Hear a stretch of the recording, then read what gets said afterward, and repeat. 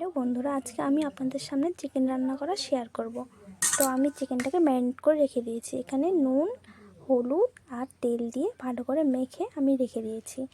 আর সাইডে দেখুন, মাংসের জন্য আলুও কেটে নিয়েছি। আর গোটা রসুন খেতে আমি খুব ভালোবাসি, তার জন্য 2 পিস গোটা রসুনও দিয়ে দিয়েছি। এবার প্রথমে আদা রসুন বেটে নেব, তার জন্য শিলনোড়ায় দেখুন আদা রসুন আমি নিয়ে নিয়েছি। আদা রসুন বাটা হয়ে গেছে। এবার জিরে আর কয়টা কাঁচা লঙ্কা বেটে নেব। জিরে আর কাঁচা লঙ্কাও কিন্তু আমার বাটা হয়ে গেছে। এবার আমি বেটে নেব শুকনো লঙ্কা। শুকনো লঙ্কা বাটাও কিন্তু আমার কমপ্লিট হয়ে গেছে। মাংসে দেওয়ার জন্য কিছুটা পেঁয়াজ আর একটা টমেটো আমি কেটে নিয়েছি। উনান জ্বালিয়ে কড়াইটা বসে দিয়েছি। তো কড়াইটা গরম হয়ে গেছে। এবার আমি দিয়ে দেবো তেল।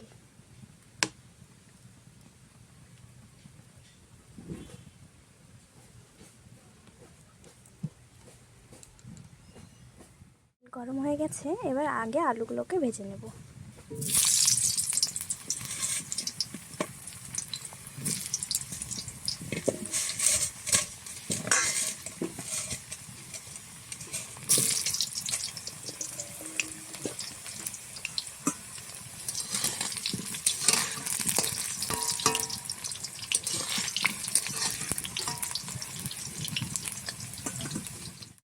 এবার সামান্য কিছু নুন আর সামান্য কিছু হলুদ আমি দিয়ে দিচ্ছি আলুটা ভাজার জন্য। আলু ভাজা হয়ে গেছে। এবার ফোড়নে দেব জিরে, তেজপাতা আর শুকনো লঙ্কা।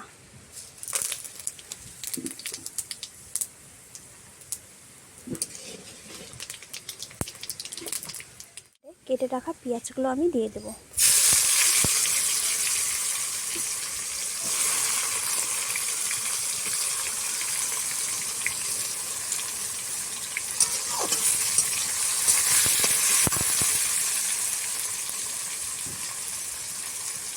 পেঁয়াজটা এরকম লাল লাল করে ভাজা হয়ে আসলে আমি এর মধ্যে দিয়ে দেবো চিকেন, ম্যারিনেট করা চিকেনটা।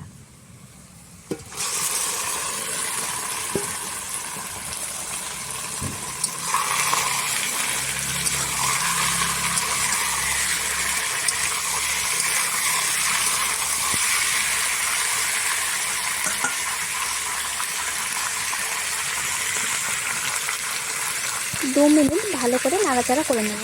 2 মিনিট নাড়াচাড়া করে এর মধ্যে আমি দিয়ে দেবো পরিমাণ মতো নুন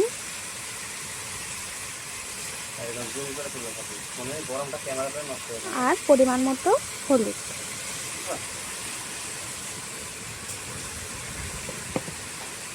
এবার আরেকটু নেড়ে নেব। বেটে রাখা সমস্ত মশলা কিন্তু আমি মাংসের মধ্যে দিয়ে দিয়েছি। এবার ভালো করে নেড়ে নেব। দেখুন, মাংসের মধ্যে সমস্ত মশলা দিয়ে আমি ভালো করে নেড়ে চেড়ে নিয়ে নিয়েছি। এরপর কেটে রাখা টমেটোটা আমি এর মধ্যে দিয়ে দেবো।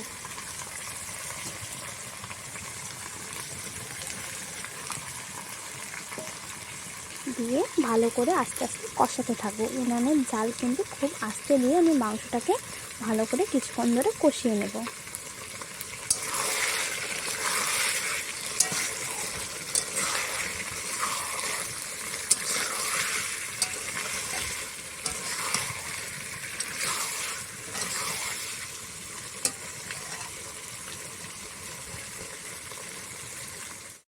মাংসটা ভালোভাবে কষে আসলেই এর মধ্যে আমি দিয়ে দেবো ভেজে রাখা আলু।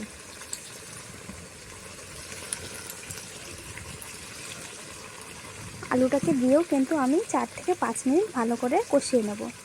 দেখুন, মাংস কষানো আমার কমপ্লিট হয়ে গেছে। সাইড থেকে দেখুন কত তেল বেরিয়ে গেছে।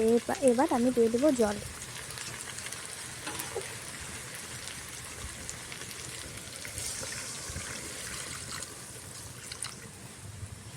গরম জল দিতে হয়।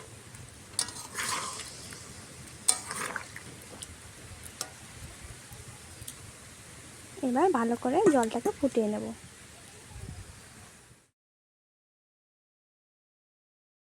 ওইদিকে মাংসের ঝোল ফুটতে শুরু করে দিয়েছে। আর এই সাইডে আমি লবঙ্গ, এলাচ আর দারচিনিটা বেটে নিচ্ছি।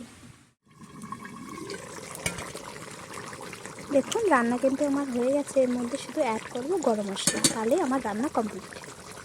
বেটে রাখা গরম মশলা আমি দিয়ে দিলাম।